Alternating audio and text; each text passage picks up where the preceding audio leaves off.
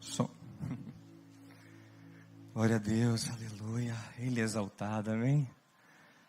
Ele é exaltado e a sua verdade vai sempre reinar. Como Paulo diz em 2 Coríntios 13:8, nada podemos contra a verdade. Medite nisso. Nada podemos contra a verdade, senão pela verdade. Quem enfrentar a verdade, pela verdade será destruído. Mas quem se alinhar à verdade, pela verdade será carregado. Oh, verdade nossa, nós te bendizemos. O Senhor é maravilhoso. Ah, como é bom te servir, Pai. Quem somos nós? Quem somos nós? Para nos relacionarmos com o Criador dos céus e da terra, com Deus tão santo,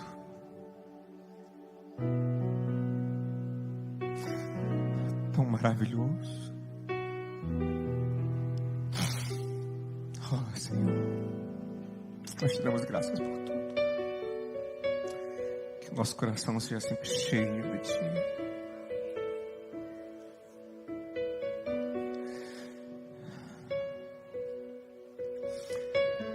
Meu filho, na pele não, que eu não vou aguentar não, meu filho, isso aí. Lá na cruz me deste vida, entregaste tudo ali. Vida eterna tu nos deste ao morrer. Por teu nome tenho acesso ao teu trono celestial. Posso entrar confiadamente ante a ti. Quem sabe? Para dar-te graças, Senhor. Graças, meu Senhor Jesus.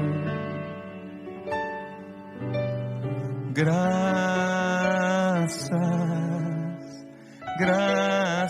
Senhor. Graças, meu Senhor Jesus. Chega, viu, Elias? Não me tente, não.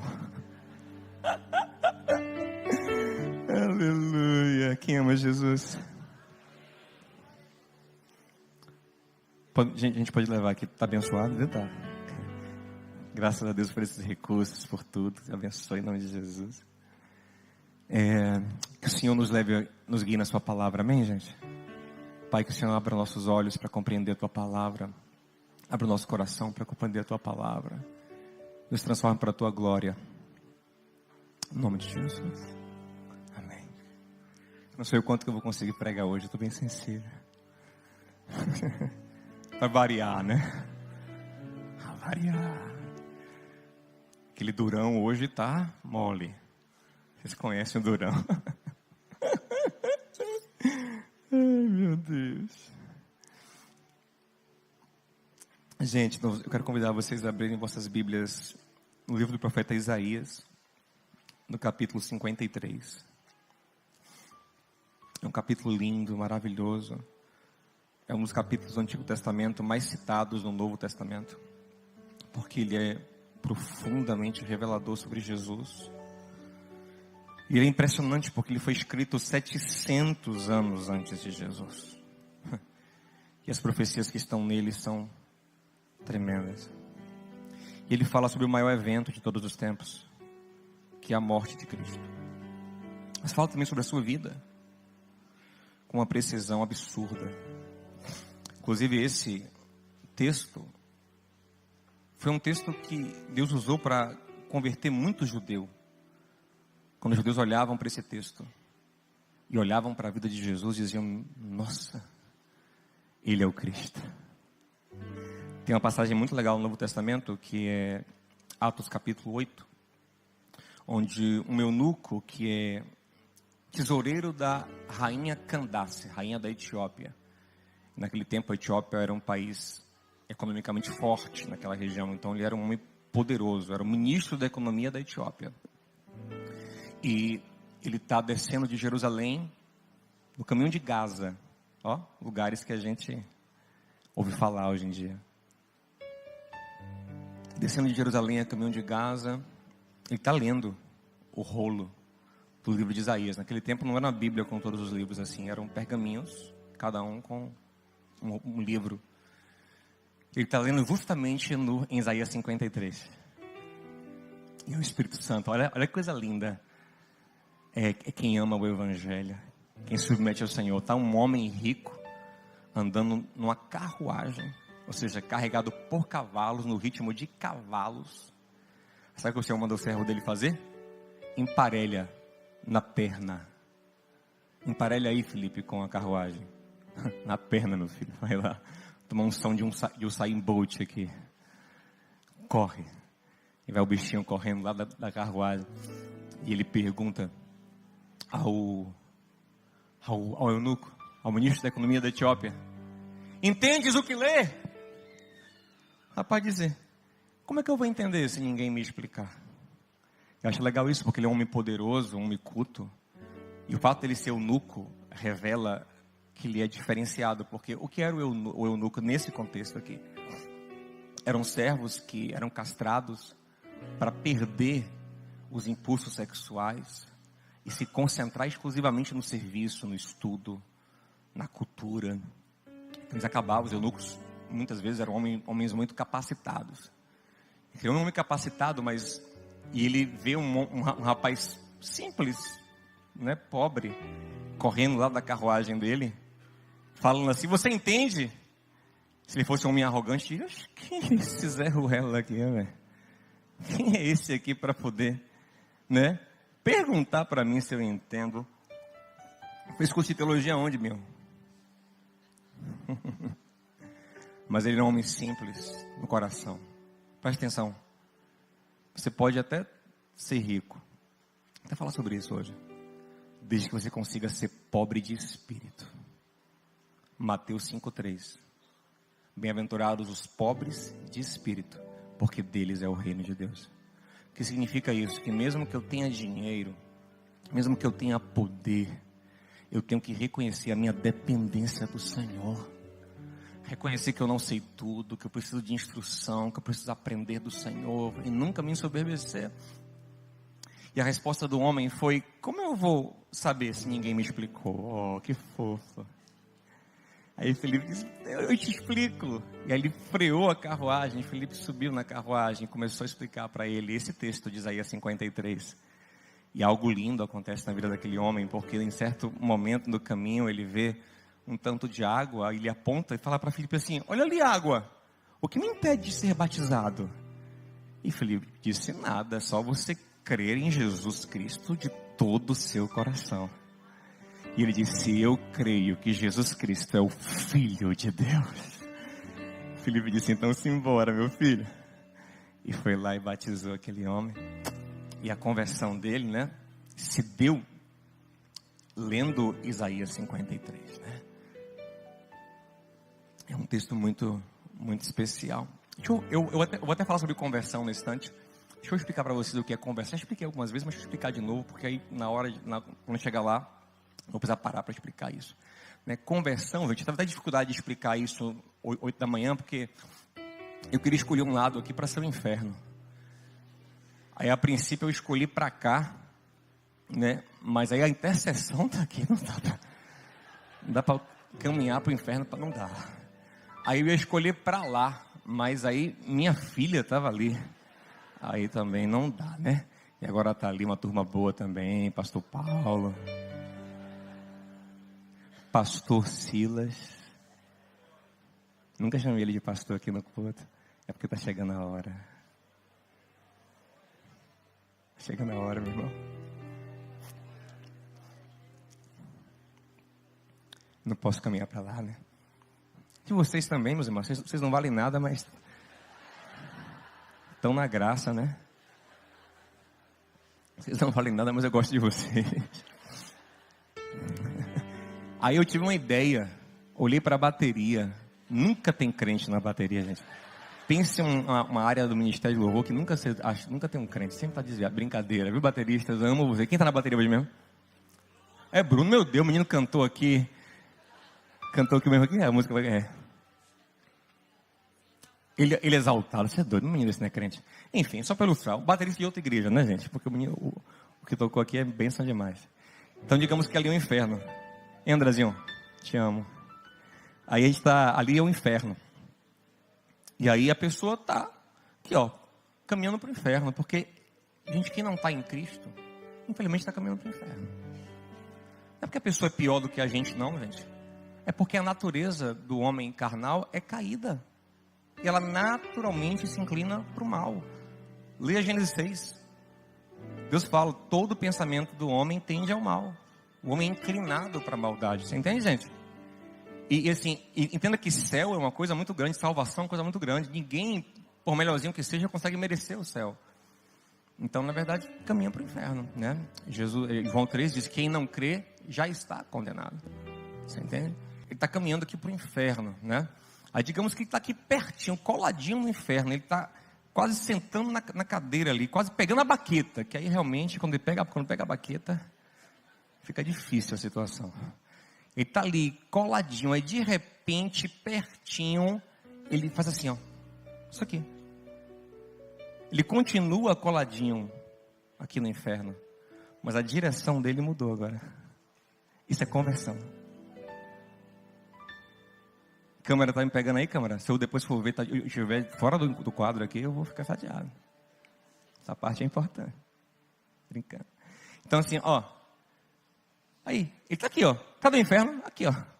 O inferno tá aqui, coladinho nele, né? No cangote dele. Tá pertinho do inferno ainda, longe da vontade de Deus. Longe da santidade, longe do reino de Deus. Mas, ó, a direção mudou. Oh, glória a Deus.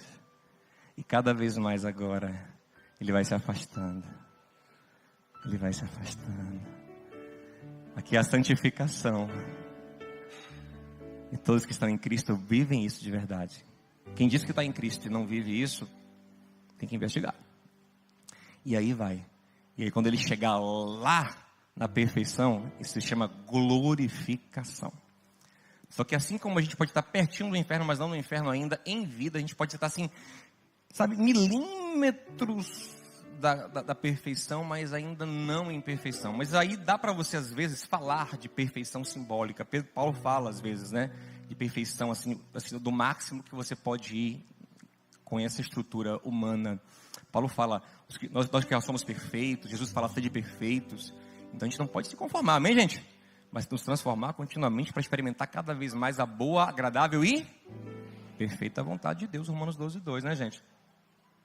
Então esse homem, o eunuco da rainha Candace, o ministro da economia, ele se converteu nesse momento. Quer dizer que ele, dia para a noite, e agora é maravilhoso, não. Ele se converteu. Se ele se converteu, o Espírito Santo mora nele agora.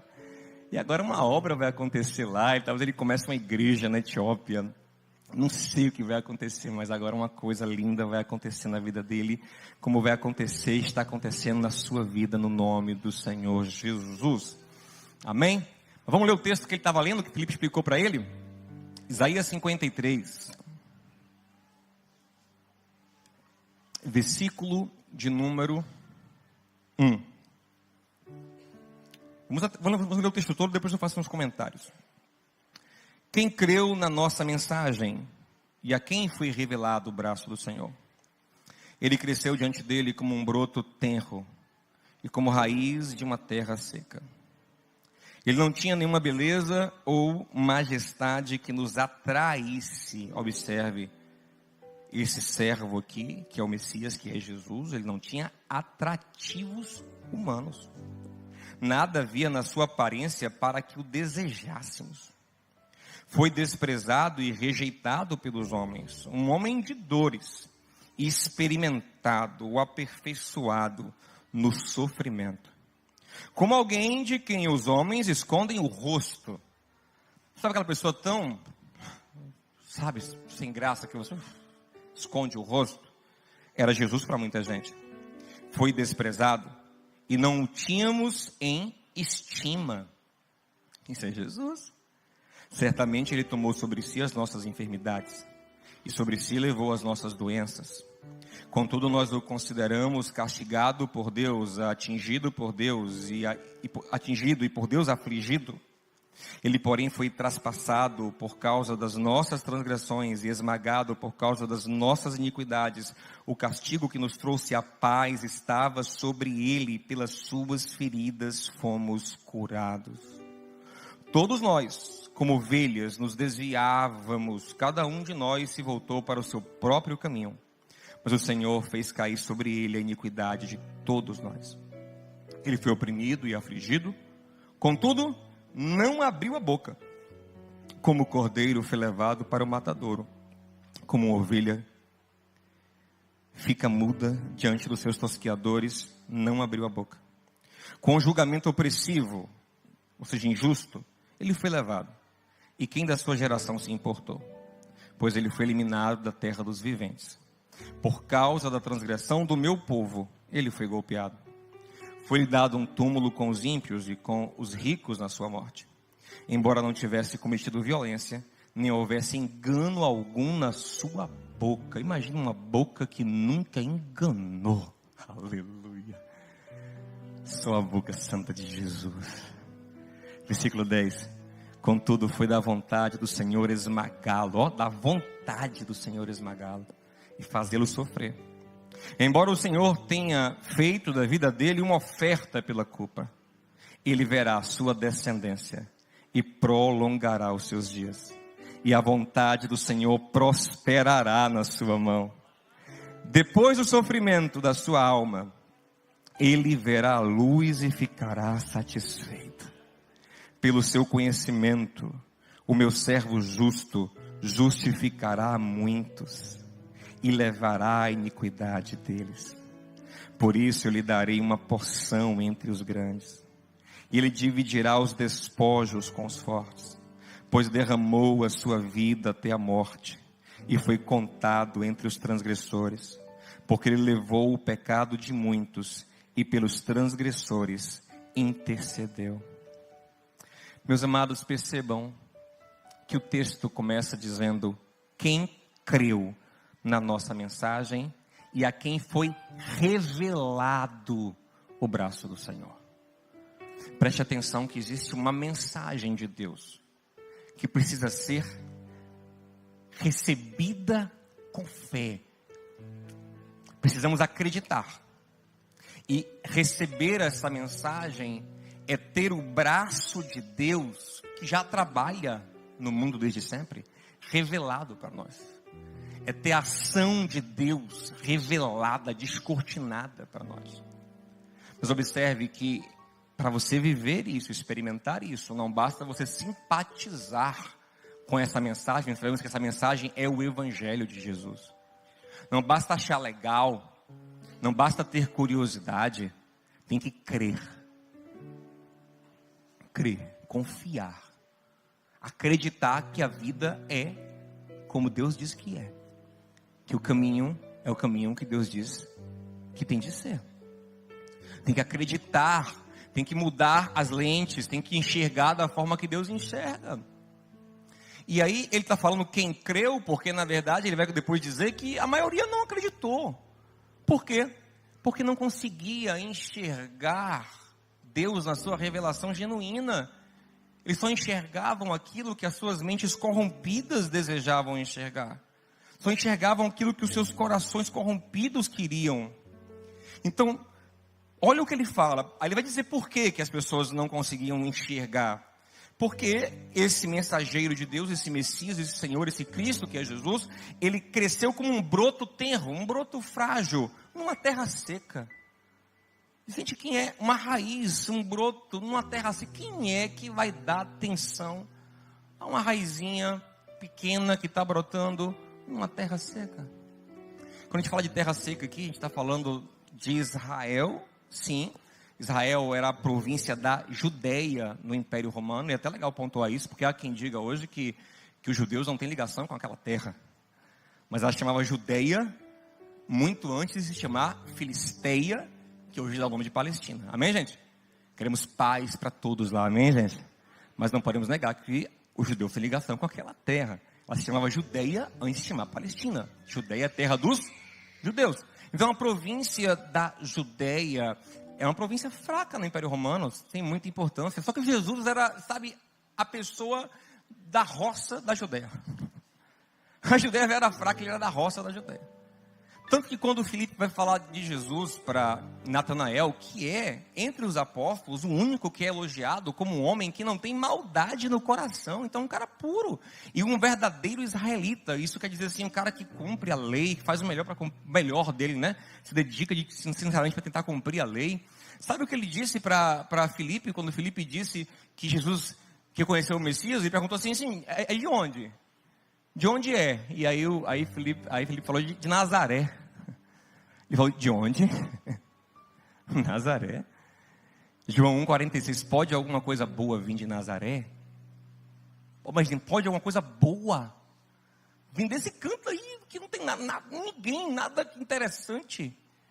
Esse era Jesus, uma raizinha numa terra seca, gente. Olha, diz mais o texto aí, não tinha majestade, beleza, atrativo. Jesus, o Instagram dele não ia bombar por ostentação. Não ia. Ele não ia, sabe, ser referência. Eu estava assistindo o documentário de David Beckham, eu fiquei com raiva, gente. Como pode ser bonito daquele jeito? Ele fica velho e não fica feio nunca. Eu estou esperando a hora que ele vai ficar feio, em nome de Jesus, para eu ver se eu... Tô brincando, viu, gente? Tô brincando. Mas assim, jamais, sabe, Jesus não tem, ele não tinha nada disso, não é beleza só física, ele não tinha essa majestade, porque sabe que dinheiro embeleza, né? Um carrão embeleza. Ele não tinha, porque não tinha majestade que nos atraísse, ele foi desprezado para os homens. Era um homem, alguém como aquelas pessoas que viram o rosto. Mas para quem você vira o rosto? Para quem você... Essa pessoa aqui, você está andando aqui, ela vem um pobre. Vem me pedir alguma coisa. Aí você vira o rosto. Alguém que os homens vira o rosto é alguém que os homens pensam que vão incomodar eles, que sabe, que vão pedir alguma coisa. Era o que parecia Jesus, gente. Por que é importante falar isso, gente? Porque você tem que entender que o reino de Deus, ele se manifesta assim. Ele se manifesta na simplicidade. Deus esconde o tesouro dele na simplicidade humana. Cuidado, porque nós estamos vivendo cada vez mais a era da ostentação. E na era da ostentação, as pessoas elas validam a sua mensagem com poder e riqueza. Você pensa até que você está sendo influenciado pela mensagem que a pessoa está postando. Ele não é. Você está sendo, na verdade, atraído pela foto que ele postou com carrão. Pelo vídeo que ele postou com helicóptero, com avião, com a mansão. Depois que ele ganhou seu coração nisso, depois que você, que infelizmente deseja demais essas coisas, foi capturado, aí o que ele falar, você faz, meu irmão. O que ele falar, ele faz. Plante bananeira e pinte seu rosto de rosa-choque, você faz. Porque não importa mais, ele é a pessoa que te capturou com uma majestade. Jesus, o reino de Deus, é o contrário. Aleluia. Sabe quando o Senhor disse que ia atrair todos a Ele? Ele disse, quando eu for levantado, ou seja, quando eu for crucificado, atrairei todos a mim. Então a atração que Jesus exerce sobre aqueles que creem não é da vanglória, da soberba humana. Não é o que João diz em 1 João capítulo 2, ele fala assim, olha, o mundo ele se move com 3 pilares, que é o desejo da carne. 1 João 2,16, desejo da carne, concupiscência dos olhos, soberba da vida, é a ostentação. Então o mundo se move assim, o mundo do engano é enganado assim, atrai uns aos outros assim, tentando mostrar, tentando, né, se exibir, para manipular, para vender, para se posicionar de uma maneira não necessária. Eu não estou aqui para poder fiscalizar a rede social de ninguém, viu, gente? Cada um faça aquilo que é a sua consciência, amém? achar que é certo, mas saiba que o reino de Deus não é revelado na nossa vanglória. Claro, se você está fazendo uma coisa legal, você quer compartilhar com quem você gosta, com as pessoas, não há problema nenhum. Eu também quero compartilhar coisas legais. Mas não pense que é isso que te valida como filho de Deus e como servo de Deus. Porque observe que o filho de Deus era alguém sem atrativo nenhum. Infelizmente a teologia da prosperidade, que agora a teologia da prosperidade, ela ficava nas igrejas. Só que agora, o que gera uma ruína espiritual. Mas agora ela vazou, ela transcendeu. É um monte de mentor, um monte de gente aí, usando a velha teologia da prosperidade. A velha teologia da prosperidade. Só que, pelo menos na igreja, a pessoa ia e ela era roubada depois. Ela ia e depois o pastor ia esfolar ela. E ela tinha ainda a chance de não ser esfolada. Eu lembro de um paciente de minha mãe, que minha mãe era fisioterapeuta, tinha um paciente dela que é engraçado, ele contou, né, a experiência dele com uma igreja dessa, que ele ia lá eles vendiam, ele disse que, né, que é um propósito, é uma venda, né? Vendia a espadinha de Davi, o óleo do não sei o que, a água do Rio Jordão, a vara de Moisés, enfim, eles vendiam essas coisas. E aí você começava com 10 mil reais. Quem vai dar 10 mil, quem vai dar 10 mil? Aí algumas pessoas davam. Só que quando acabava a galera do 10 mil, ia para 5. Ia para 3, ia para 1.000, ia para 500. Ia para 100, ia para 50. Ia para 10 conto. Chegava uma hora que com R$1 você levava. E aí o paciente da minha mãe, olha a mentalidade do rapaz, ele falou assim, ó, doutora Cláudia, a senhora não sabe. Tem gente que pagou 10 mil nessa espada aqui. Eu levei por R$1. E se achava. Né? Coitado. Mas você vê, olha a construção que é feita. Mas a pessoa era roubada depois. Hoje ele rouba antes. Hoje a pessoa lhe cobra 50 mil reais, 25 mil reais. Para você ouvir a velha baboseira da teologia da prosperidade. Ainda pior, porque os pastores ainda falam melhor. Os pastores ainda conhecem mais de Bíblia. Aí eles usam Bíblia. Meu Deus. Diogo, fique tranquilo. As minhas ovelhas ouvirão a minha voz. Porque é de entristecer, de sangrar o coração ver um negócio desse. Mas aí, nessa teologia, sabe o que eles ensinam, gente?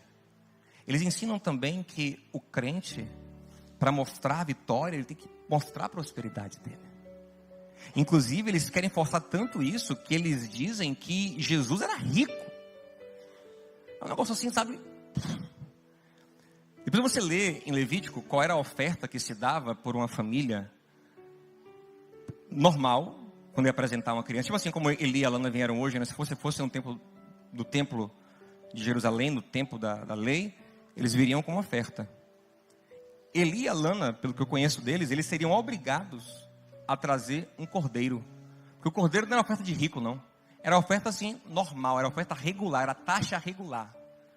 Mas se a família não tivesse condições, eles traziam uma oferta de pobreza, que era uma declaração de pobreza. Sabe quando você tem uma taxa no governo que você não pode pagar e você recebe uma declaração de pobreza?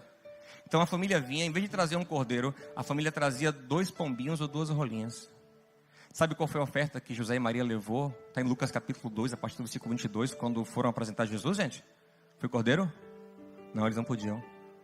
Foi 2 passarinhos. Você acha que se eles fossem ricos, eles não conseguiriam uma hospedaria em Belém para Maria nascer? Você acha que alguém rico vai dar luz no meio dos animais?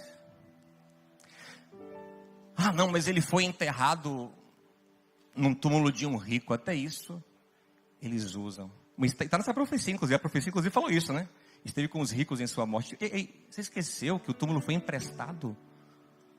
Porque ele não tinha um túmulo para ser enterrado. O corpo dele seria descartado numa vala romana. Então, José de Arimateia, que é um rico, empresta o túmulo a Jesus, mas graças a Deus que com 3 dias ele já devolveu.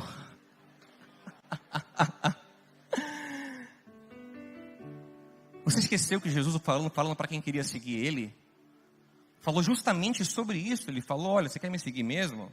Eu não vou lhe dar dinheiro. Pelo contrário, você tem que estar disposto a viver uma vida simples, porque até as aves dos céus têm seus ninhos, mas eu não tenho. Eu nem sei onde eu vou dormir hoje.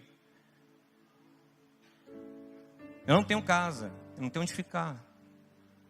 Gente, não acreditem nessas coisas. Então o evangelho, gente, ele é sobre um tesouro que está escondido dos olhos de quem adora Mamon. Isso é revelado para quem ama Deus. Você entende? Está escondido dos olhos desse mundo idólatra de riqueza, de poder, de sucesso, de beleza, de... O evangelho, na verdade, gente, é uma outra forma de enxergar a vida. É um abrir de olhos. Por isso que fala, quem creu? Sabe por que não creu? Porque a mente não foi aberta. Jesus disse em Mateus 11:25, o Senhor te deu graças, porque o Senhor escondeu essas coisas dos poderosos e as revelou aos pequeninos. Você está falando aí que você, pequenino, você não foi tão pobre assim, pastor. Você não é tão pobre assim. Eu realmente não sou. Não fui tão pobre, nem sou tão pobre. Mas sabe, quando a gente se faz pequenino, não é obrigatoriamente ficando pobre. Se for necessário, ficaremos. Amém, gente? Tem gente que não estremece ao falar isso, né? Tenha fé, meu irmão. Deus é fiel. Com o Senhor a gente pode passar por tudo, amém. Amém? Sei estar abatido, sei ser exaltado, eu posso todas as coisas em Cristo que me fortalece. O que importa não é ser rico ou ser pobre, é estar no centro da vontade de Deus. O que Ele quer para mim? Realmente não sei, mas sabe quando a gente começa a enxergar o evangelho, não é quando você necessariamente é pobre materialmente. Você pode até ter dinheiro, não é fácil. Jesus disse que é mais fácil um rico entrar o rico passar pelo o camelo. Como é, Graça? Me ensina aí, vá. Coisa fofa de Jesus. Tão linda, Graça. A obra de Deus na vida dela. E agradecer-te por tua obra em nossas vidas. Que linda a obra da sua vida, Graça. Né? Sua permanência mostra que a obra é verdadeira. Aleluia. Vem pra cá. Me perdoa, quem não me conhece, me perdoa. Eu sou assim. Mas tá meio doido, meio apaixonadinho. Olha pra cá. Tá falando o que mesmo? Sim, é mais fácil, Jesus falou que é mais fácil um camelo passar no fundo da agulha do que um rico entrar no reino dos céus. Difícil. Tanto que os discípulos perguntaram, Senhor, então, isso é impossível, como é que vai ser? Não dá, então. Porque o camelo não passa no fundo da agulha. E o Senhor falou, para os homens é impossível mesmo. Para os homens é impossível, porque um rico jamais se converterá de verdade. Mas para Deus nada é impossível. Na verdade, o rico só consegue entrar porque Deus é poderoso para converter até o coração do rico. Mas é mais difícil. Você entende? Então, assim, até Salomão fala você não sonhar com riqueza. Papai fala, não sonhe com riqueza. Não ponha nisso seu coração. Em 1 Timóteo 6, Paulo fala que o amor ao dinheiro é a raiz de todos os males. Não é o dinheiro, é o amor ao... E nessa cobiça, muitos se desviaram da fé, se afastaram da vontade de Deus. Por quê? Porque tem hora que tem uma bifurcação. Tem hora que quem ama o dinheiro vai estar numa bifurcação entre agradar a Deus e ganhar dinheiro. Entendeu? Se você amar o dinheiro mais do que o Senhor, você não vai conseguir servir aos dois. Você vai escolher um. E vai escolher o caminho errado. E vai se dar mal. E Paulo fala assim, traspassaram assim com muitas dores. Vai sofrer. Mas quando eu não amo o Senhor, nem sempre está em bifurcação. Às vezes eu posso ganhar dinheiro e estar agradando a Deus. Mas tem vezes que eu vou ganhar o dinheiro e desagradar a Deus. Então nesse momento eu tenho que escolher o Senhor. Eu confio no Senhor. E não em Mamon. Amém, gente? Eu confio no Senhor. E quando eu falo isso aqui, alguém pode pensar, rapaz, esse pastor é muito gaiato, velho. Porque ele está aí liderando uma igreja que está comprando um terreno que custa um dinheiro significativo, depois tem que construir uma casa, né? Tem tanto projeto dessa igreja para fazer. Ele está nessa gaiatice, afrontando os adoradores de Mamon. Porque os adoradores de Mamon, a gente não se engane, não são quem mais dá dinheiro na igreja. Geralmente.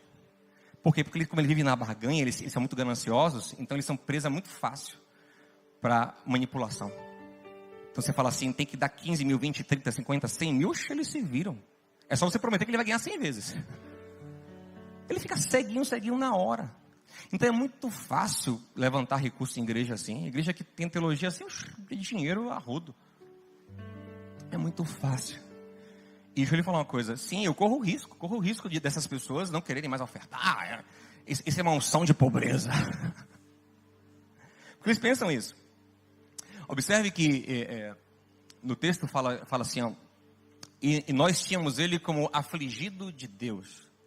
Na versão do Peregrino que eu li aqui, inclusive o pastor Saulinho que me deu fofo, ele que me deu essa Bíblia, Deus abençoe o pastor Saulo. E na versão do Peregrino fala assim, nós tínhamos ele como contagiado, ou contagioso. Porque as pessoas que têm essa visão errada da vida, que enxergam o reino de Deus a partir da prosperidade financeira, do sucesso, da grandeza. Quando eles veem a pessoa sofrendo, a pessoa pobre, a pessoa lutando contra, sabe o que eles pensam? Eles pensam que aquela pessoa está debaixo de um castigo de Deus. Eles acham que pobre é alguém castigado por Deus. Acham que a gente está sofrendo, é gente que está sob maldição. Eles não querem nem chegar perto, para não pegar a unção da pobreza. Então eles não podem estar debaixo da autoridade de um Cristo que a vida toda foi pobre. É outro Jesus que eles têm que inventar. É outro evangelho que eles têm que inventar. É outro Deus que eles constroem. Então, voltando aqui, pastor, você não tem medo disso? Eu não tenho, irmão. Realmente seria fácil. Seria muito fácil a gente fazer campanha aqui. E manipulo você e tal. E eu saberia fazer isso. Infelizmente. Saberia. Eu vi tanto isso que eu sei fazer. Fácil. Eu faria que você nem eu faria de um jeito que você nem sentiria que eu estou fazendo. Eu faria de um jeito que você ainda diria homem de Deus. Eu saberia fazer isso. Mas vou te falar uma coisa. Eu não confio na carne. E não falo isso para minha glória. Eu falo isso para a honra do Senhor. Eu confio no Senhor. E no Senhor eu não posso caminhar no engano, eu não posso caminhar na mentira. Eu vou caminhar na verdade. E a verdade diz que as pessoas não vão ser movidas por ganância para construir o reino de Deus. O reino de Deus não é construído por ganância. O reino de Deus é o reino do amor, da graça e da gratidão.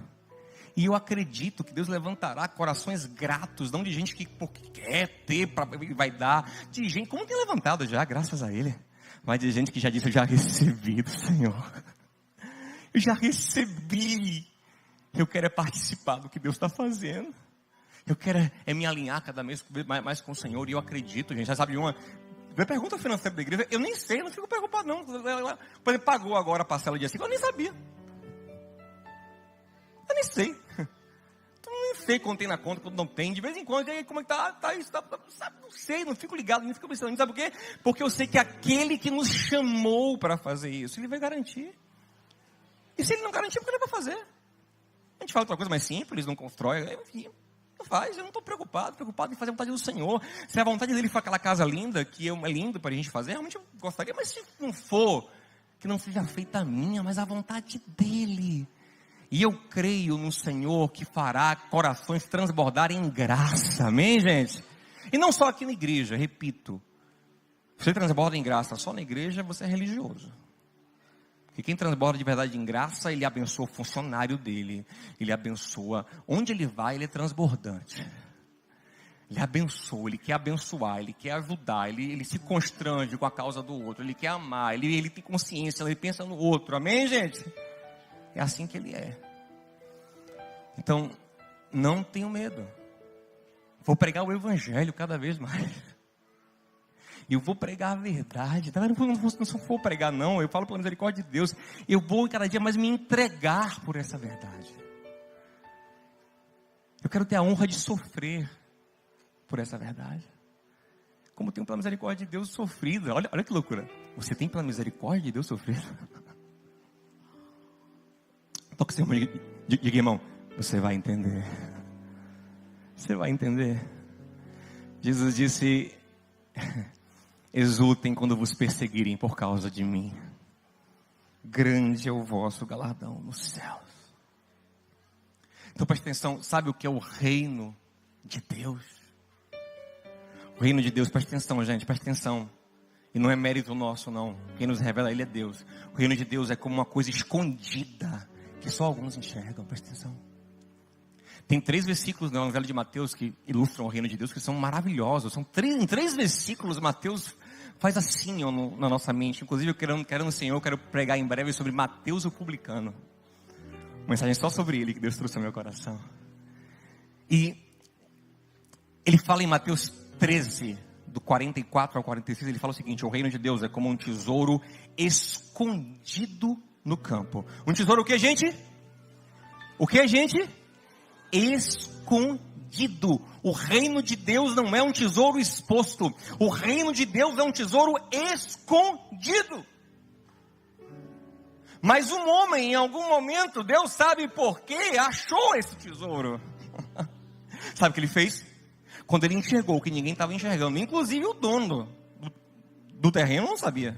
Se soubesse, não venderia. Quando ele enxergou que ninguém estava enxergando, ele vendeu tudo. Ele vendeu tudo para comprar aquele terreno. Por quê? Por causa do terreno? Não, por causa do tesouro que estava escondido lá. Assim é o reino de Deus. A gente, quando os olhos se abrem para entender o que é o reino de Deus, você fica doido. Meu Deus, o que é isso?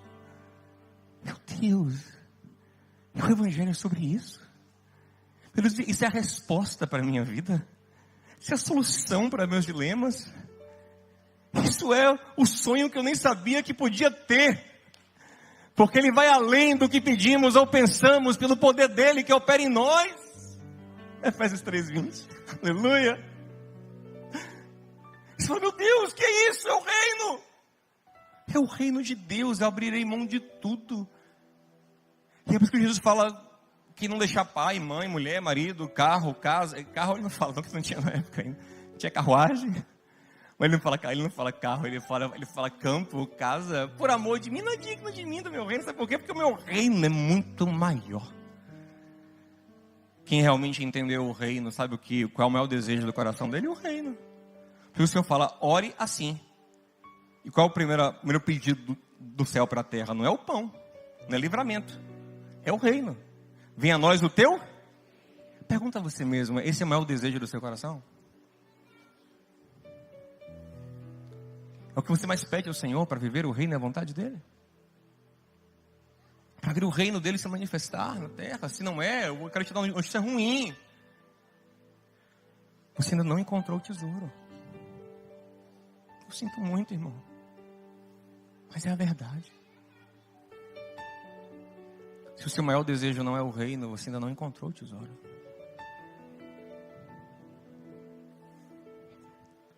É por isso que Jesus diz em Mateus 6,33: busque em primeiro lugar. Isso não é ordem. A gente pensa que isso é ordem. É impressionante como a religiosidade faz. Ela tudo quer criar uma metodologia. Uns 5 passos para. 5 passos para buscar o reino de Deus em primeiro lugar. Acorde antes de abrir o olho e diga: eu quero o reino. Levante e faça 5 minutos de oração dizendo: reino, reino, reino, reino, reino, reino, reino, reino, reino, reino, reino, reino. É impressionante. E você está entendendo que o Senhor não está falando ali sobre cronologia, mas sobre desejo do nosso coração. Porque Ele, olha o que está falando desde o versículo 19 de Mateus 6, Sermão do Monte. O sermão essencial de Jesus, a essência da sua doutrina está ali. Desde o 19 ele está falando assim: não andem ansiosos, dizendo o que comeremos, o que beberemos, o que vestiremos. Mas porque o Pai sabe do que vocês precisam. Toca no sermão e diga: irmão, o Pai sabe do que você precisa. Binho, Binho, relaxa. Fica tranquilo, Binho. Pastores são chamados para preguiça, não, já disse, irmão, quem entendeu o reino não é preguiçoso não, o reino nos faz trabalhar ainda mais, meu Deus, você vai chegar lá em nome de Jesus. Preste atenção, que está falando o seguinte: não ande ansioso pelo que vai comer, pelo que vai beber, pelo que vai vestir. Antes, busque o reino. Então não é sobre ordem cronológica, é sobre ordem de desejo. Não deseje coisas materiais mais que o reino. Pastor, o que é o reino? Pelo amor de Deus, me diga o que é esse reino, o que vai te fazer para construir essa igreja. Então toma aqui o dinheiro. Não, não é isso não, irmão. Essa vontade de resolver o reino logo, né? Vou resolver o reino. Segura aí que você não é o rei. O reino é o governo do Espírito Santo em nosso coração. Jesus disse, o reino de Deus, não, Lucas 17, não vem com aparência. Ó, não vem com aparência. Não acreditem quando disserem, aqui está o reino, aqui está o reino. O reino de Deus está entre vós. Está em vós. Esse é o reino. Então presta atenção. Ele falou que o reino de Deus é como um tesouro escondido no campo, mas ele fala uma outra coisa em versículos. É um negócio, só o Espírito Santo mesmo para revelar de maneira tão profunda, de maneira tão breve. Ele fala que o reino de Deus é como um comerciante de pérolas que achou uma pérola de grande valor e vendeu tudo que ela tinha, o que ele tinha, por amor, por desejo, porque é para querer ter essa pérola. É alguém vai dizer, mas pastor, tá vendo aí? A pérola não está escondida, não tá?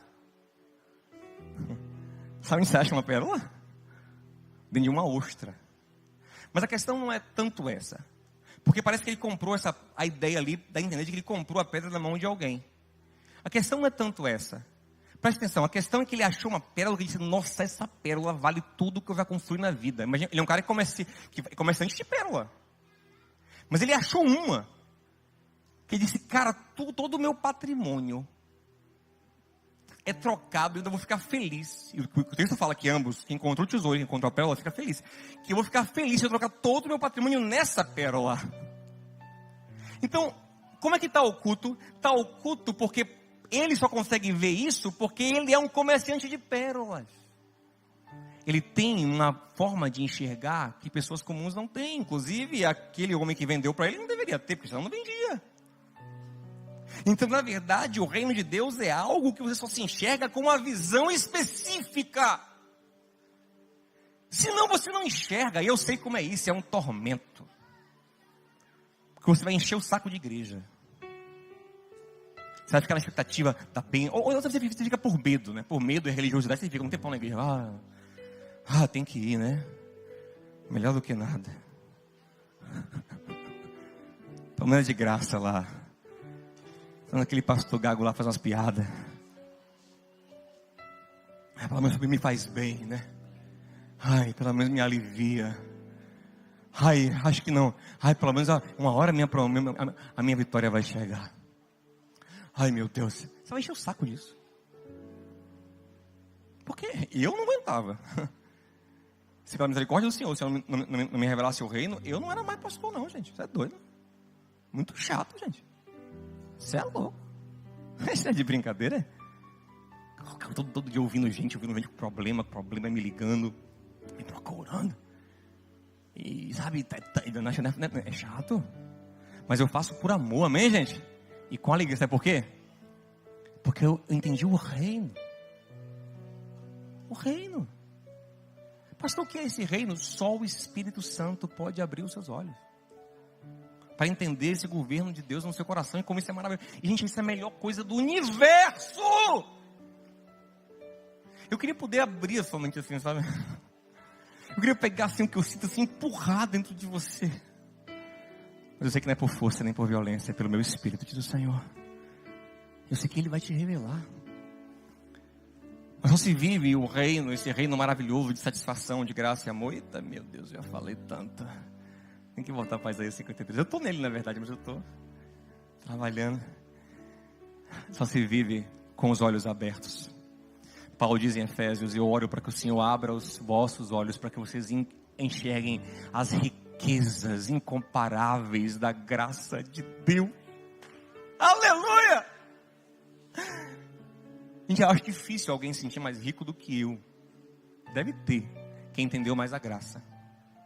Porque eu me sinto, sabe, muito enriquecido, sabe? Fico constrangido, fico assim, meu Deus, como é que pode, Jesus? Como é que pode o Senhor falar isso comigo, me revelar isso, fazer isso, cuidar assim? O que é isso? Esse cuidado, esse amor, esse perdão, essa graça. Eu te amo demais.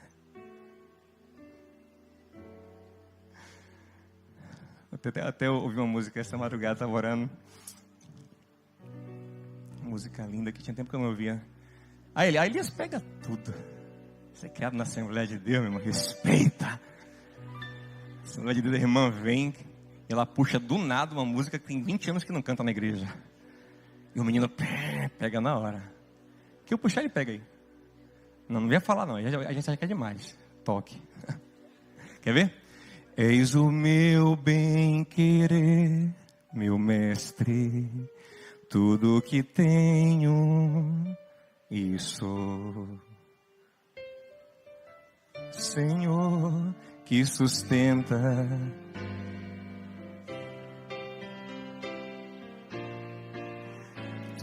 mesmo sem merecer, pecador, o mais miserável dos homens que sou, me envolves com teu amor e por isso eu sou mais feliz. De novo. És o meu bem-querer, meu mestre, tudo que tenho.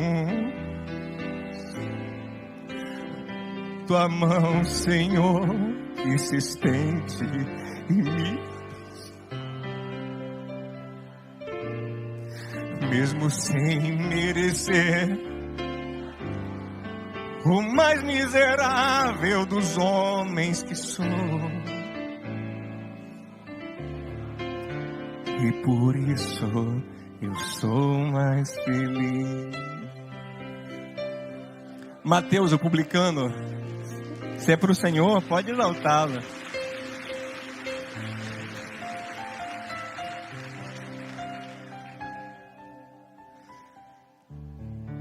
Aleluia. Mateus, o publicano, ele era rico, publicanos eram ricos. O texto fala que Jesus passou por ele, olhou para ele, disse: vem. E os olhos deles abriu, ele disse: nossa, o que é isso? Ele fala que ele largou a coletoria, ele não pediu demissão, ele não pediu exoneração, não pediu nem o tempo dele, ele abandonou e saiu andando atrás de Jesus. E é ele quem escreve isso, quem achou o reino. Só ele escreve isso.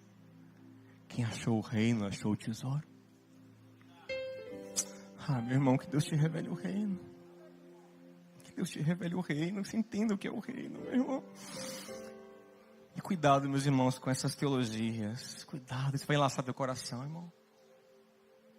Não vou dar nomes não, mas se eu desse eu não estaria errado.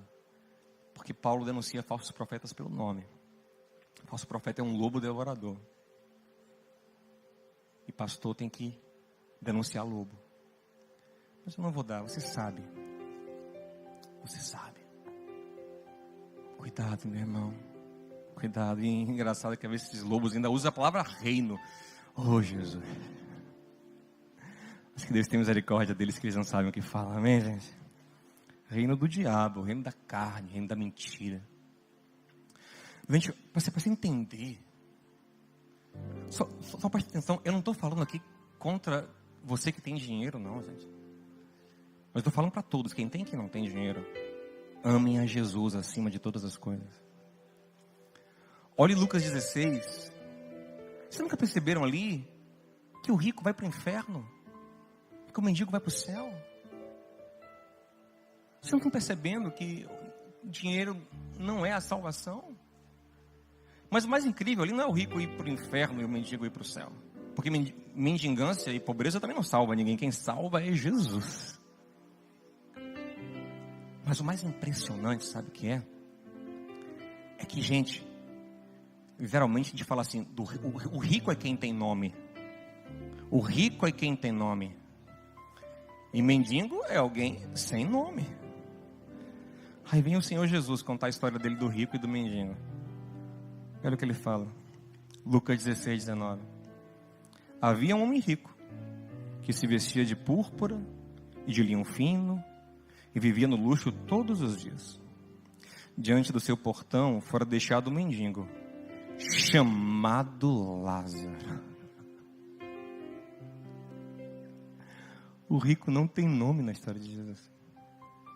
Quem tem nome é Lázaro. O que vai te dar nome diante do Senhor, o que te dá nome diante dos homens é ostentação.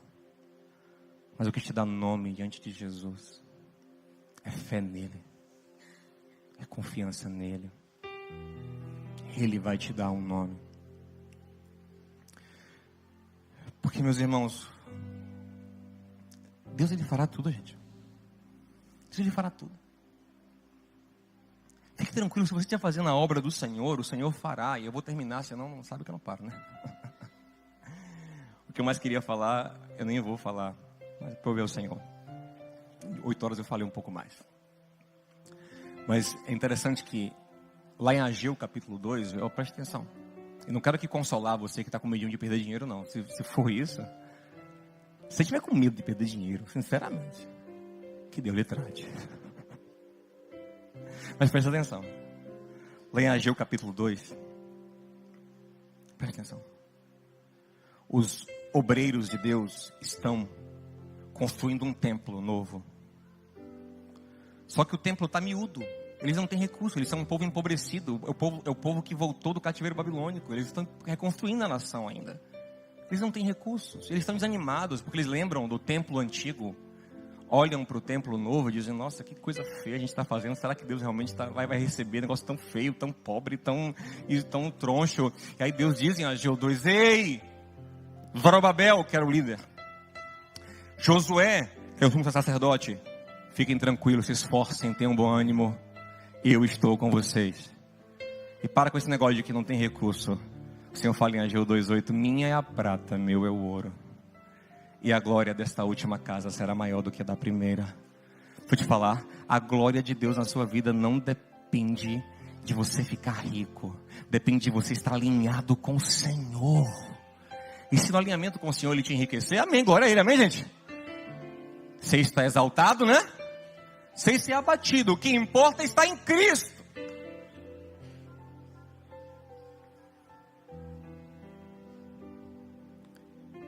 Quer que eu seja mais sincero? Posso? Posso? Quer mesmo? Pergunta ao seu irmão, aguenta? Quem encontrou o reino não sonha mais em ficar rico. Isso não é um sonho de quem encontrou o reino.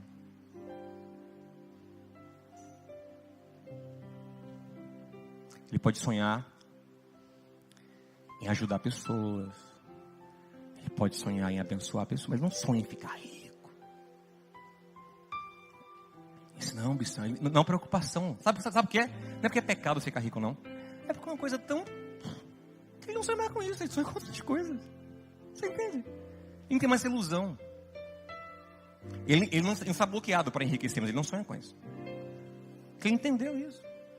Salomão, que ficou mais rico do que todos nós aqui, disse: gente, não sonhem com isso, não fique correndo atrás disso. Em Eclesiastes 2, ele fala: eu tive tudo que eu quis e aborreço a minha alma, aborreço a minha vida. Então essa é a verdade. Agora eu vou falar só uma coisinha para vocês aqui, porque se eu não falar, realmente eu acho que vai ficar faltando. Tem muita coisa para falar sobre Isaías 53 aqui, muita mesmo. Estou falando só sobre a primeira parte aqui, sobre o que é o reino. Que o reino não vem com uma aparência de poder humano. Pelo contrário, é o reino do desprezado. É o reino do que não tem majestade aparente. É o reino, gente, é o reino daquele que só o ama porque conhece o coração dele. Que se conectou ao coração dele porque pela aparência não tinha como amar. Agora, vou te falar uma coisa, antes de falar a coisa que eu quero falar. Porque eu também quero falar essa coisa, senão eu não falaria, né? Então eu quero falar duas coisas, essa é a que eu quero mais falar. Então essa que eu quero falar agora, antes da que eu quero mais falar, é a seguinte.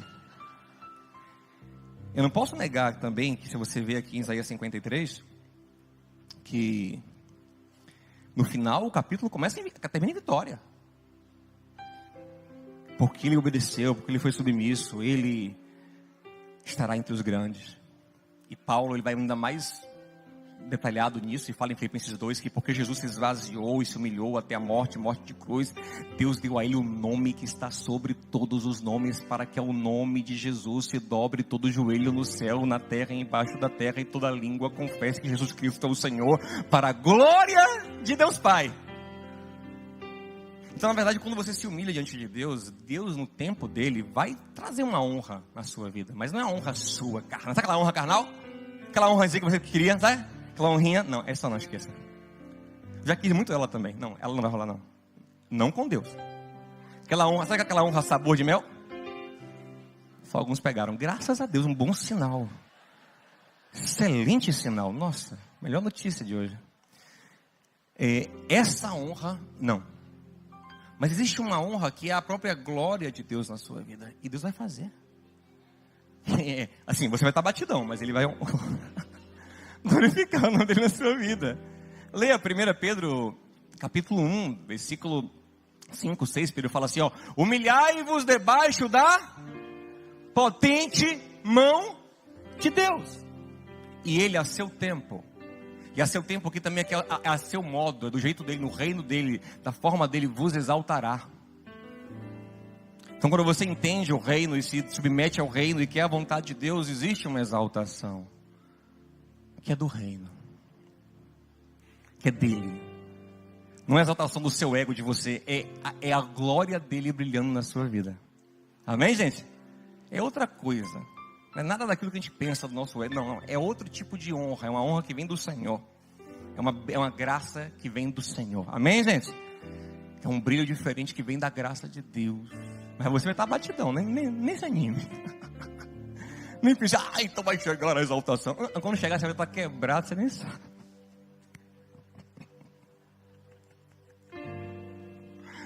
Oh, meu Pai. És o meu bem-querer, te amo, como eu te amo, meu Jesus.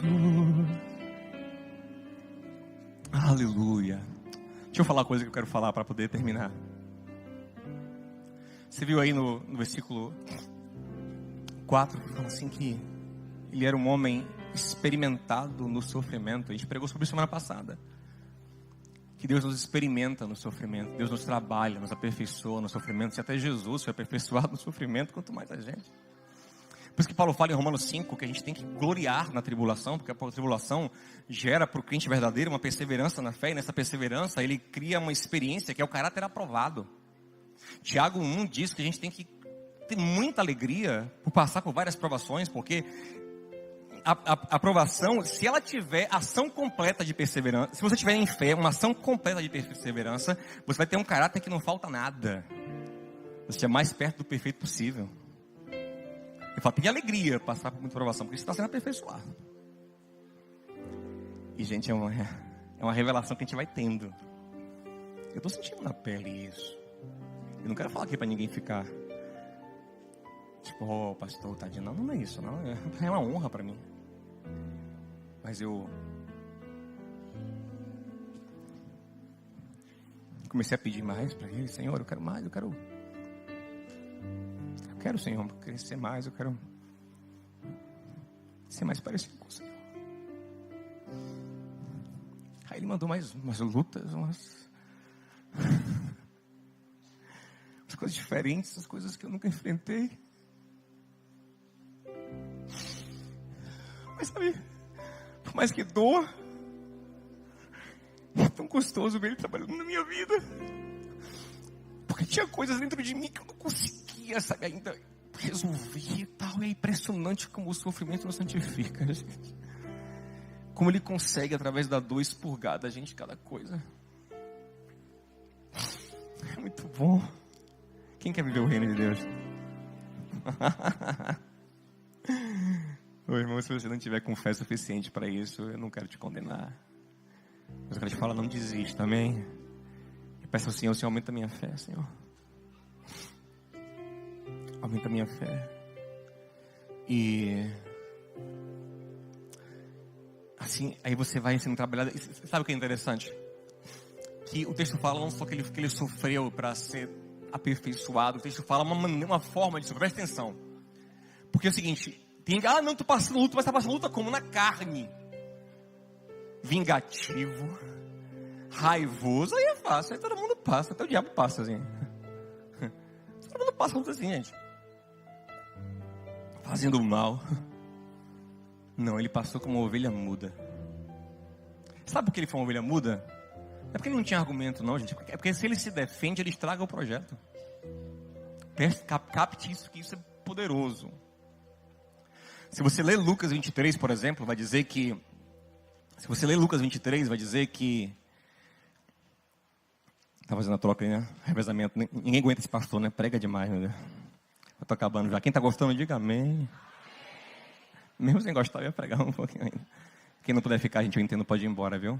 Já tá dando horário, já meio-dia. Já deu meio-dia, pode ir embora, pode ficar tranquilo e não se culpe por isso. Não, entendo sim. Entendo sim. Mas eu vou terminar um pouquinho, amém, gente? Só isso aqui. A gente vai cantar e orar. Presta atenção. Ele passou como uma ovelha muda. Porque se ele se defende, ele estraga tudo. E ele nos prejudica, ele não nos abençoa, ele não nos salva. Lembre que quando João, presta atenção, quando João relata no Getsemane que foram encontrar ele, que perguntaram, ele perguntou, a quem procuras? E disseram Jesus, o Nazareno, ele falou, eu sou, ou sou eu? O povo caiu para trás. Agora imagina você se ele está se defendendo no julgamento injusto que ele sofreu. Ele sofre um julgamento injusto e ele não se defende. Porque, se você ler Lucas 23, fala que Herodes queria vê-lo. E quando ele chegou, você fala que Herodes ficou muito feliz de vê-lo. Jesus de Nazaré, ele ficou empolgado. Gente, ele come qualquer coisinha ali, bota Herodes no bolso e escapa do julgamento. Então o que ele falou? Herodes começa a apertar ele. O que ele faz? Deixa eu falar que ele não dá uma palavra a Herodes. Porque ele não podia se defender. Ele tinha que passar calado para não estragar tudo. E aí o texto fala que Herodes então fica com raiva e começa a zombar dele. Herodes e os servos dele começam a zombar de Jesus. O rei dos reis virou o bobo da corte de um rei idiota. Botam um traje nele para zombar nele e ficam zombando Jesus. E ele não podia falar nada, porque se ele fala, ele estraga. Leia João 19. Pilatos pergunta a ele assim, por que você não fala? Por que você não fala comigo? Você defende, eu tenho poder para te soltar, rapaz. E ele cala, porque se ele se defende, ele não vai para a cruz. Preste atenção nisso. Eu sei que hoje aqui, eu acho que talvez eu esteja dando a feijoada mais pesada que eu já servi nessa igreja. De estômago. Sabe qual é o convite para o cristão sofrer aqui? Porque a gente está aprendendo aqui não só a confiar em Jesus, mas a ser como Ele, porque esse é o nosso chamado, não só confiar no que Ele fez, mas caminhar nos seus passos. Pedro fala sobre isso. Pedro fala que Jesus, quando maltratado, não respondeu com maltrato, ele com humildade, com graça, e se calou muitas vezes. Então, na verdade, sabe o que significa? Você para cumprir o projeto de Deus, muitas vezes vai ter que engolir a afronta. Sofreu dano. Sofreu prejuízo. Por amor do reino. É o que está em 1 Coríntios 6, por exemplo. Paulo fala, por que vocês estão se processando uns aos outros? Resolvam entre si. E fala, aí ele vai mais profundo, né? Ele fala assim, resolva entre si, porque crente não tem que ir para o tribunal com o irmão, vai lá, resolva entre si. Lógico que negócios, né? Ele está falando de negócios comerciais, não é de crime. Negócios comerciais. Resolva entre si. Aí, ele vai mais profundo e fala assim, e outra coisa, por que vocês não sofrem o dano e o prejuízo por amor? Por quê? E o argumento dele é por quê? Porque Jesus sofreu o dano e o prejuízo por amor de nós. Pelo bem da igreja, pelo bem de mim e de você, ele ficou calado e como ovelha muda foi levado ao matadouro. E por suas pisaduras nós somos sarados. E o castigo que nos permite paz, ele tomou sobre ele. Sabe que você pode ter paz hoje? Porque Jesus tomou o castigo. E não sei nem se você tem paz. Só tem paz se você receber de fato essa graça. Senão você nem paz tem. Mas se você receber, você tem uma paz que excede todo entendimento. Sabe por que tem? Porque alguém foi castigado no seu lugar. Então, meu irmão, ouça isso. Isso é um processo que a gente passa. Sofrendo. Mas sofrendo a moda de Cristo. Que só fala o que é necessário. Você confronta até, mas quando é necessário, não pelo seu próprio interesse egoísta. Você confronta quando é do interesse do reino, de Deus.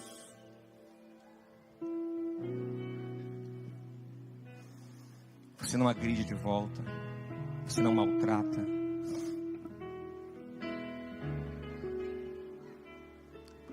Eu sofreu, mas eu vi evidências agora aqui. Então minha mente que está corrompida, me lava, Jesus.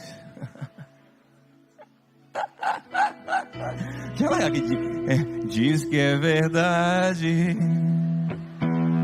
Calma, não me tente não, meu irmão. Você sabe que eu não aguento esse negócio. Logo eu que não pensava. Você fala de coisa, vem música na minha cabeça. Sabe como é que eu sou, né? Aqui é um Spotify na cabeça. Não, vigia.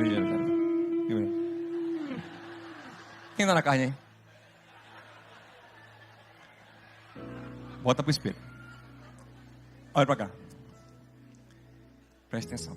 Também te concentrei, ó. Rouba unção não, vai abençoar. Brincadeira. Se mostra, eu tô brincando com eles. Gente, olha pra cá. É sofrer do jeito de Cristo. Toca assim, diga, irmão, não basta sofrer não, Bion. Diga, mas sofrer não, viu, Bion? Porque eu sofro muito. Sofre como na carne? Na vingança, na maldade, na raiva, falando mal, revoltado. Não. É sofrendo com amor, com graça. Baixinho. Eles estão agoniados, bichinho. Tem o que hoje, irmão, que estão agoniados assim. Quero ir embora logo, bichinho. Mas eu vou liberar agora. Presta atenção. E aí, meu irmão, vou lhe falar uma coisa. É impressionante. Eu tava lembrando. E aqui eu vou encerrar, mas a gente vai ficar em pé e vai orar. Deus está me fazendo lembrar dos momentos em que eu mais fui santificado na vida. Justamente foi um momento de maior sofrimento. É maravilhoso isso. E sabe, você vê Deus te pegando assim, ó, tirando você do seu próprio caminho e trazendo você para o caminho dele. Porque no versículo 6 de Isaías 53 fala que cada um de nós ia para o seu próprio caminho, mas Deus fez cair sobre ele o nosso pecado. Ou seja, observe, sabe o que é uma vida perdida? É a vida onde você segue o seu próprio caminho. Diga assim, meu irmão, chega do seu próprio caminho, meu irmão, chega. Você vai viver o caminho, a verdade e a vida que é Jesus. Cada um se desviava, como? Cada um indo para o seu próprio caminho. Você que tava todo mundo, tava todo mundo com o pastor Diogo indo para uma gaia. Não. Tava todo mundo indo para o carnaval. Não. Desviar são todos os caminhos próprios. Cada um ia para o seu próprio caminho. Cada caminho próprio é um desvio, porque só existia um caminho. Todo caminho que não é de Cristo é desviar. Cada um se desviava indo para o seu próprio caminho. Então aí Deus começa a te resgatar. Eu estava lembrando desses momentos. E o primeiro assim que mais marcou a minha vida foi quando eu me converti. Lembra da conversão? Foi isso? Lembra da conversão? E estava em alta uma música de Kleber Lucas, a gente vai cantar agora. Fica em pé comigo, por gentileza. Essa música foi linda naquela época na minha vida. Sabe por quê? Presta atenção, ouça aqui. Pra gente orar. Quando a gente for colocado pelo Senhor nesses caminhos de cruz, de sofrimento, de purificação, irmão, aproveite. Toca no seu irmão, aproveite. Não estrague indo para a carne, não. Porque tem gente que sabe o que ele faz? Quando está nesse momento, o que ele quer fazer? Aí ele quer uma redenção carnal, ele quer uma cura carnal. Aí vai encher a cara, ouvir sofrência, pegar todas. Dando só exemplos, né, gente? De muitas redenções carnais que podem existir. Afundar em trabalho. E, enfim, tem muitas redenções carnais. Eu vou fazer isso, vou ficar com raiva, não quero mais. Tem muitas redenções carnais. Meu irmão, aproveita o sofrimento para ser transformado. O sofrimento é Cristo te convidando à transformação. Porque Ele age em todas as coisas para o bem daqueles que o amam. E Paulo fala que coisas são essas, está no capítulo 8. Angústia, perseguição, fome, nudez, perigo, espada. Porque nada pode nos separar do amor de Deus que está em Cristo. Então aproveita a dor. E essa música é muito legal para isso, porque ela fala assim: pois o que chora aos pés da cruz. Sabe o que eu vou fazer com a minha dor? Se fosse o Diogo velho, você quer fazer? Pega dois e vai pra mamagaia. Mas o novo homem, ele vai para a cruz para ser transformado na imagem de Cristo. Porque a imagem de Cristo, não, a gente tem que olhar, a gente tem que caminhar olhando para Jesus. Vá ver Hebreus 12:2, o que fala. Caminhemos a nossa carreira com os olhos fixos no autor e consumador da nossa fé. Aí você fala, não, é para olhar para Cristo vitorioso. Também é bom olhar para Cristo vitorioso, mas naquele contexto ali, onde a gente fixar os olhos, sabe o que ele fala depois? Que suportou o sofrimento que lhe estava proposto. Fixar os olhos em Jesus naquele contexto ali é fixar os olhos no sofredor e dizer: se ele sofreu, eu vou sofrer também. Se esse é o caminho, eu vou viver também. Então, música linda do grupo Logos, quero recomendar para vocês. Vocês só ouvem evidências. Procurem Espinho. E procurem no YouTube Espinho, grupo Logos. Ele fala: se as pontas aguçadas da coroa te feriram, ó cabeça, eu que sou corpo, parte do teu corpo, não devo reclamar, não vou pedir para não sofrer. Aí qual o pedido dele? Dai-me mais graça, Senhor. Dai-me mais graça. E passa os teus dedos nos meus olhos.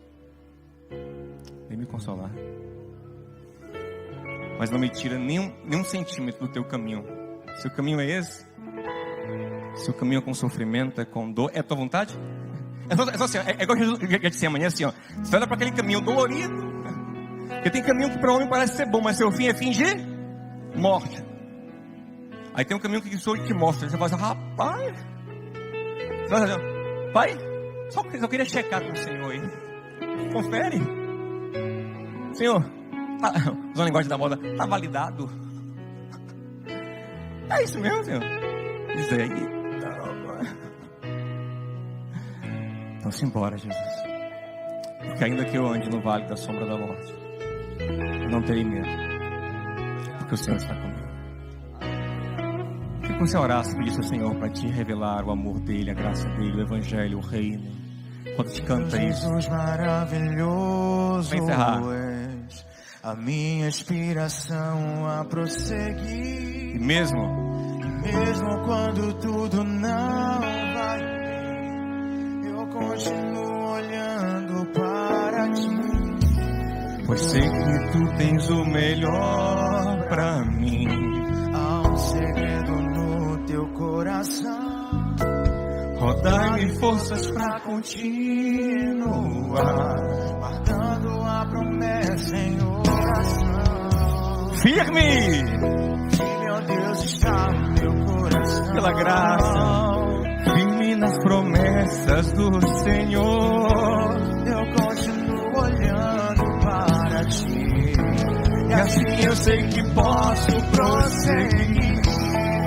E mesmo quando eu chorar, as minhas lágrimas serão para regar a minha fé e consolar meu coração, pois os que choram aos pés da cruz, clamando em nome de Jesus, alcançará de ti, Senhor, misericórdia.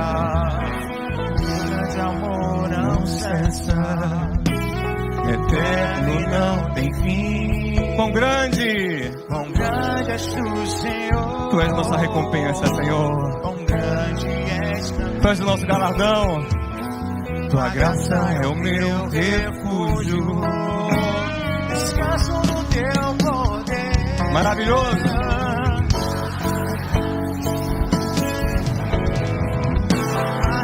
Maravilhoso és pra mim. Firme, ó Deus, está meu coração. Firme nas promessas do Senhor. Eu continuo olhando para ti.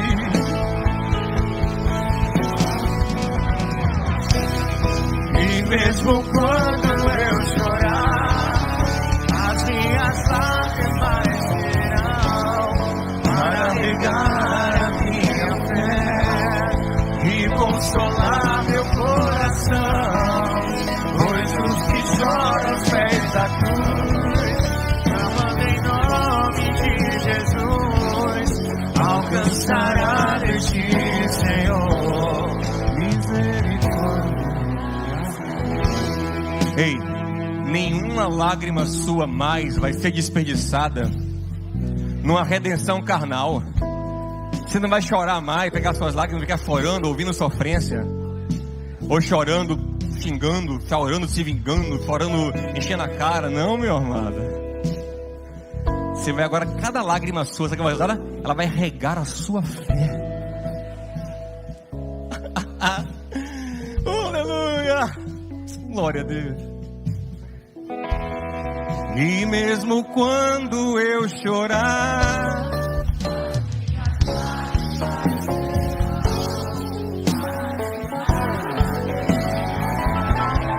e consolar meu coração, todos que choram seguem na cruz, clamando em nome de Jesus, alcançará de ti, Senhor, misericórdia. Quem quiser ver o reino de Deus por dentro, peça ao Senhor isso. Não sou eu quem dou, não, viu? Ao contrário do que alguns dizem aí, né? Eu não desbloqueio sua mente, não instalo o drive na sua mente, não tenho nada disso para fazer. É Jesus quem revela a você. Só Ele pode revelar. Eu quero que você peça, Senhor, revele. Eu quero enxergar, Senhor, a gente passa uma prova com Deus. Se alguém está duvidando do que eu estou pregando, aqui, faça uma prova, fala, Senhor, se o que esse cara está pregando é verdade, eu quero saber. Me mostre. Se o que ele está pregando é mentira, Senhor, também me faça saber, me mostre. Agora sim, faça com o coração aberto, querendo realmente enxergar, com sinceridade. E se você é alguém escolhido de Deus, Deus não vai deixar você no engano. Você vai conhecer a verdade, e a verdade vai te libertar. Pai querido e amado, eu te dou graças por tua obra em nossas vidas. Meu Deus, como nós somos abençoados, Senhor.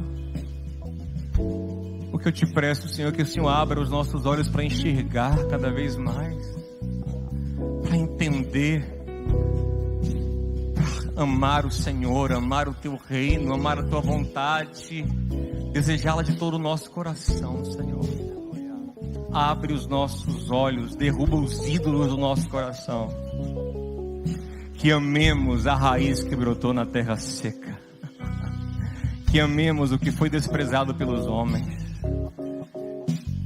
que sejamos semelhantes a eles, Senhor, em amor, em graça, em humildade, em propósito, em entrega.